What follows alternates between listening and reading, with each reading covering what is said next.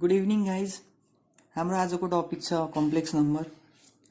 Complex number भनेको एउटा number हो जेडको फर्ममा जुन ए प्लस आइबीको टर्ममा आउँछ। ठिक, यसैलाई हामी कम्प्लेक्स नम्बर भन्छौँ। ए प्लस आइबी भएको टर्मलाई नै कम्प्लेक्स नम्बर भन्छौँ, जसमा हाम्रो ए भनेको रियल पार्ट हुन्छ, बी भनेको इमेजिनरी पार्ट हुन्छ। फर इक्जाम्पल हामी दुईटा इक्वेसन ल्याछौँ जसमा x square plus 1 equal to 0 छ एउटा, अर्को भनेको x square minus 1 equal to 0 छ। पहिले हामी एक्स स्क्वायर माइनस 1 लाई सल्भ गर्दाखेरि के आउँछ, यो 1 उता गयो, माइनस 1 उता जाँदा plus 1, x square equal to 1, x equal to 1 नै हुन्छ। प्लस माइनस हाल्दैौँ अगाडि, त्यसले के फरक पारेन। अब अर्को नम्बर हेरौँ, एक्स स्क्वायर इक्वल टू यो उता गयो माइनस 1, एक्स इक्वल टू अगाडि त प्लस माइनस आउँछ नि, रुट अन्डर माइनस 1 हो। यो रुट अन्डर माइनस 1 त अब सल्भ हुने खालको नम्बर होइन। यसलाई क्यालकुलेटरमा हार्यो भने इरर आउँछ, मतलब यसको भ्यालु सो हुँदैन हो। त्यस्तै नम्बरहरूलाई सल्भ गर्नको लागि, त्यसको सोलुसन ल्याउनको लागि एउटा कम्प्लेक्स नम्बर सिस्टम ल्याइएको हो। ठिक छ। अब यसलाई के गरियो भनेदेखि माइनस 1 जुन टर्म छ यो, यसलाई हामीले के मान्यौं, आई मान्यौं। I equal to root under minus 1। ठीक, therefore I square equal to minus 1 हो। कम्प्लेक्स नम्बरले यही भन्न खोज्यो, कुनै पनि इमेजिनरी नम्बर, इमेजिनरी पार्टलाई हामीले के गर्ने, आई मानिदिने, अनि रियल पार्ट त हाम्रो छँदैछ, त्यसमा इमेजिनरी पार्ट जोडिदियो भने हाम्रो के बन्छ, कम्प्लेक्स नम्बर बन्छ। र अब यसको सोल्युसनहरु हेरौं के हुन्छ भनेदेखि,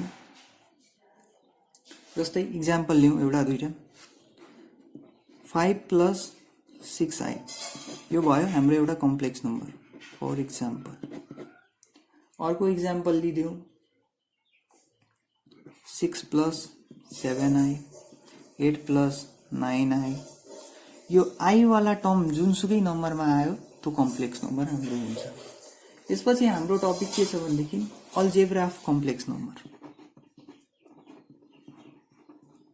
algebra of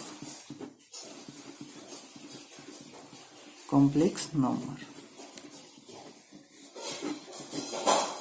algebra of complex number भन्नाले addition of complex number, second subtraction, third multiplication, fourth division। फर इक्जाम्पल Z1 भनेको a प्लस आईबी भन्ने एउटा कम्प्लेक्स नम्बर छ, र Z2 भनेको हाम्रो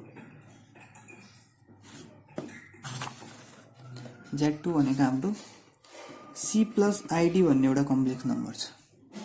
अब यो दुईटा कम्प्लेक्स नम्बरको हामी एडिसन कसरी गर्छौं, सबट्र्याक्सन कसरी गर्छौं, मल्टिप्लिकेसन कसरी गर्छौं र डिभिजन कसरी गर्छौं त्यो हेर्ने हो। सुरुमा लेट, यो त हामीले लेट गरिसक्यौं। Z1 भन्ने एउटा कम्प्लेक्स नम्बर, Z2 भन्ने अर्को कम्प्लेक्स नम्बर। अब दुईटैको मलाई पहिले के गर्नु छ, एडिसन गर्नु छ। एडिसन गर्न हामी के गर्छौं, दुईटैलाई एड गरिदिन्छौं, P plus C plus I D. Addition को नियम के छ भनेदेखि रियल पार्ट एड गर्ने, इमेजिनरी पार्ट एड गर्ने। गरौँ, A plus C plus I common B plus D। ठीक, A plus C plus C plus DI। अब यसैको सबट्र्याक्सन गर्नु पर्यो भने, sorry minus Z2 A plus I B minus C plus I D. अब के गर्ने, रियल पार्टबाट रियल पार्टलाई घटाइदिने, इमेजिनरी पार्टबाट इमेजिनरी पार्टलाई घटाइदिने। A माइनस C, अब plus I common B minus भयो। मल्टिप्लिकेसन हेरौँ दुईटैको, z1 इन्टु z2, ठीक, a plus IB into C plus ID, ठीक छ। अब मल्टिप्लाई गरौँ, क्रस मल्टिप्लिकेसन हामीलाई आउँछ नि, ए लिने C plus I D plus I B छ C plus I D, A into C A C plus A into D A D I को I plus C into B B C I plus B D I square. अब हामी अगाडि हेरौँ त, आई स्क्वायर को value अघि कति आएको थियो, -1, ठीक, एसी। अब दुईटैबाट आई कमन आइरहेछ, पहिले कमन लिइहालौँ, I common A D minus B C plus B D को बीडी, आई स्क्वायर भनेको हाम्रो -1। अब हेरौँ, एसी यो टर्मलाई मैले अगाडि लिएर आएँ, minus BD plus I AD minus BC. अब हेरौँ त, यसमा कुनै आई वाला टर्म छैन, यसले के दियो, रियल पार्ट दियो। यसमा आई वाला टर्म छ दुईटैमा, यसले के दियो, इमेजिनरी पार्ट दियो। र दुईटै मिलेर के दियो, हाम्रो कम्प्लेक्स नम्बर। कसरी, मल्टिप्लिकेसन, दुईटा कम्प्लेक्स नम्बरलाई मल्टिप्लाई गर्दा पनि कम्प्लेक्स नम्बर आउनु छ, यहाँबाट थाहा हुन्छ। अब हामी अर्को हेर्छौं, z1 बाई z2 यानी कि division rule, a plus IB by C plus ID हो।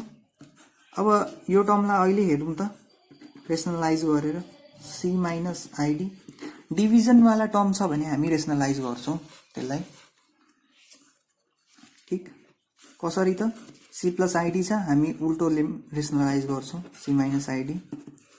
अब माथि के भयो, A plus IB into C minus I D भयो बाई तल कति आयो, यो A plus B into A minus B, मतलब सी को स्क्वायर प्लस आईडी को स्क्वायर। अब यसलाई फेरि हेरौँ,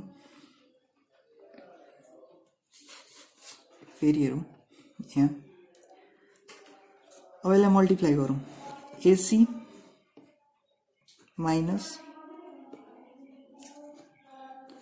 AD I A D, sorry A D I लेखौँ, चाहे आईएडी इमेजिनरी पार्ट, फेरि प्लस बीसीआई, फेरि यहाँ गयो minus BD I square by तल सी स्क्वायर प्लस, अब यहाँ हेरौँ, I square into D square,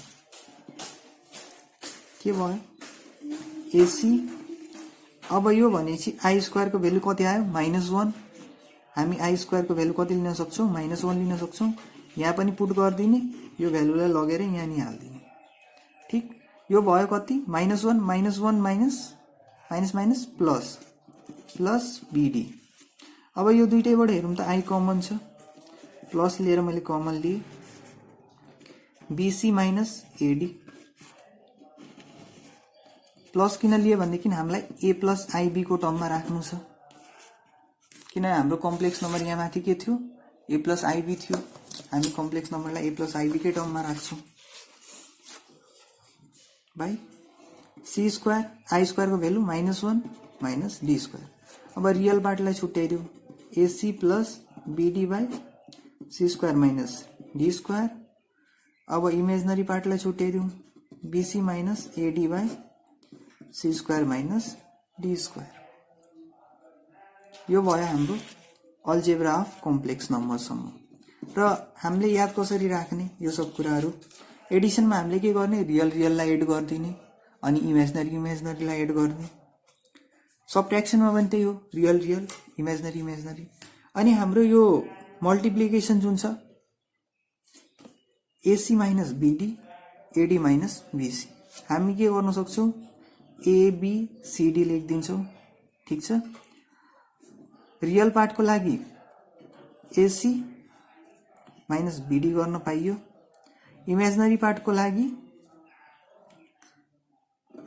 AD minus बिचको बीसी।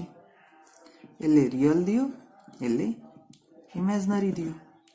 मल्टिप्लिकेसनको लागि के गर्ने, तलको हाम्रो जुन छ त्यसको कन्स्ट्यान्टहरूलाई को स्क्वायर गरेर माइनस गरिदिने।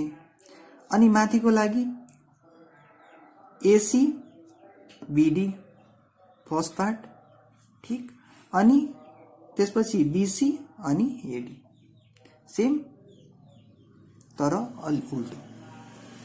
यो भ्यालु हामीलाई यति चाहिँ याद गरे नि हुन्छ, याद गर्यो भने राम्रो हो यो भ्यालु, किनभने क्वेसनमा भ्यालु राख्न सजिलो हुन्छ त्यतिखेर। अब होइन म निकाल्छु, निकालेर गर्छु भन्दा पनि भयो, तर लर्न गर्दाखेरि राम्रो हुन्छ। हस् त, हाम्रो फर्स्ट लेक्चर आजलाई यति नै। अरू सेकेन्ड पार्टको लागि हामी अर्को लेक्चरमा हाल्छौँ।